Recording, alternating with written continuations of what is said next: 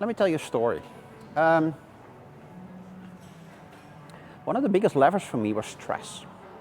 I always ignored stress as a natural process, and indeed it's a natural occurring process. The way that cortisol, our stress hormone, is going is a natural process. We can't stop it.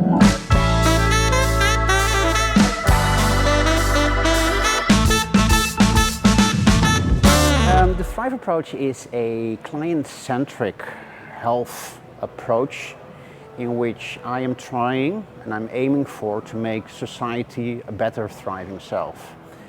The reason that the Thrive approach is existing because, society is changing. We're facing a lot of challenges on whatever we want to try to achieve in life, be it goal setting, be it physical, mental health, be it performance. And over the past years that I've divided my time to develop the Thrive approach as a client-centric wellness company, I found out that, especially right now, in a time that we're going through a revolution rather than an evolution in how we feel healthy, good, less stress, is we need more guidance. We are sometimes unaware of what society and the environment is bringing to us. And we often forget that the real wealth is our health. And that is the reason why I founded the Thrive approach during the COVID era, because I saw the danger and the damaging effects it has on how people were perceiving the situation as such. What's your personal story then? How did you get here? That's a very good question. My personal story is it's quite a long one. Over more than 20 years, I ignored listening to my body. My body was telling me that I had to slow down because I'm always like here in Thailand. It was like a 7-Eleven, open 24/7, and there was always one around the corner. You can always find me somewhere. That led to 3 almost life-ending situations in my life while I was working in the travel industry. In 2018, I got a near-death experience doing scuba diving, and that was actually the drip that overflew the bucket.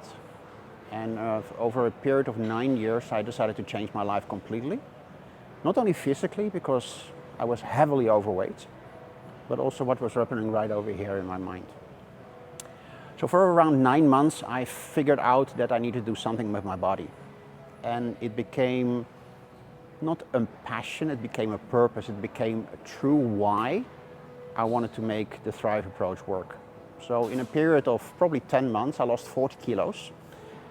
And I started getting really interested in the world of nutrition, exercise, sleep, stress management, resilience. And currently right now, I am following a breath course to become a certified breath coach. All that accumulated is how I consider wellness. And so it's a very much a personal story which I wanted to bring over. The hard part in the travel and tourism, also in the MICE industry, is how we are actually defining wellness. If you look at the core definition of wellness, it's an holistic approach with a sustainable component. Now, I applaud that so many in the hospitality and the wellness, taking that wellness very seriously, but yet it isn't really wellness.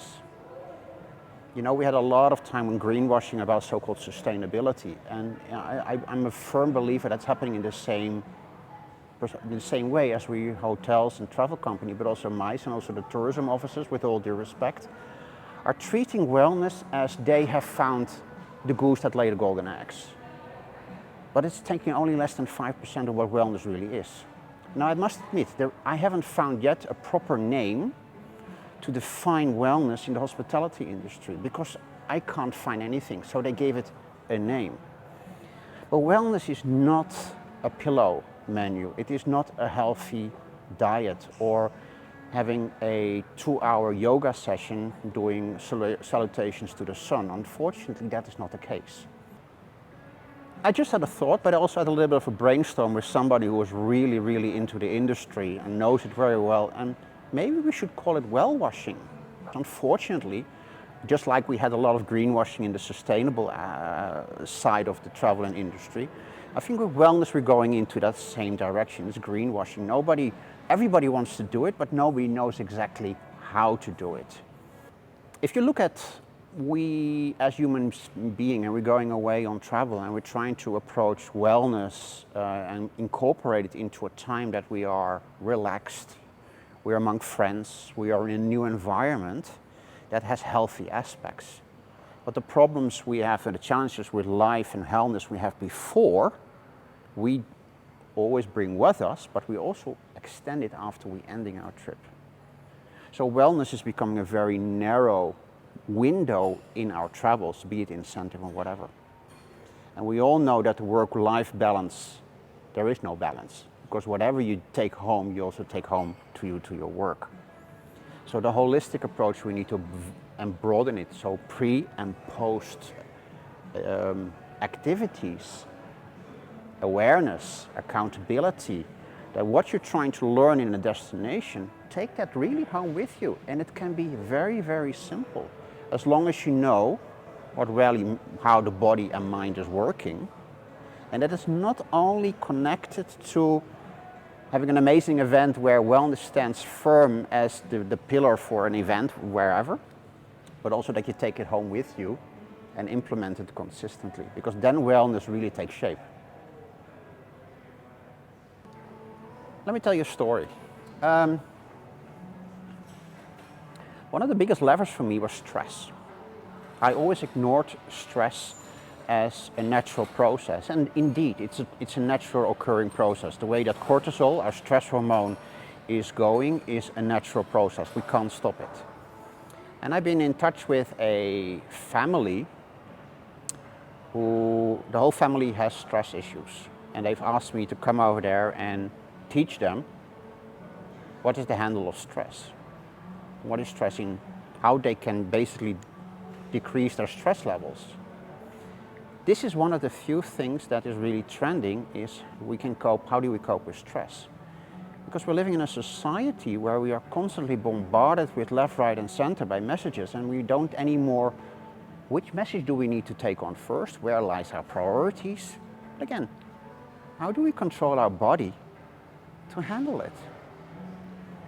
This is also the root cause that suddenly other parts of the health wellness spectrum are coming into play. Sleep is a massive topic which I've seen. But again, it's also management and time management. How do we manage our energy? How do we manage our time? You know, we all have 24 hours. Aside from that, of course, the obvious, we're talking about office syndrome. Yeah, the shoulders, the hips, the lower back.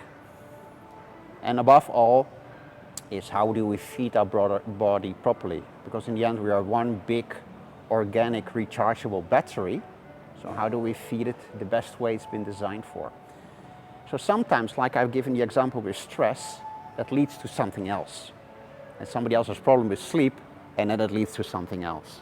So in the end it all comes together. It's just where you see at that moment the biggest challenges for you in your life to make yourself a thriving you. Stress itself is not bad. We always think stress is something like, oh, I can't handle it anymore.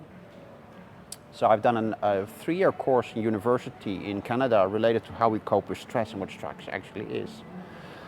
But if we keep our stress levels chronically high, it's like revving an engine consistently at the highest level. You will damage your engine in one way or the other. Now, higher stress levels have now been confirmed by science, by peer-reviewed studies, by leading universities all across the world, that it's the main cause for the modern day diseases.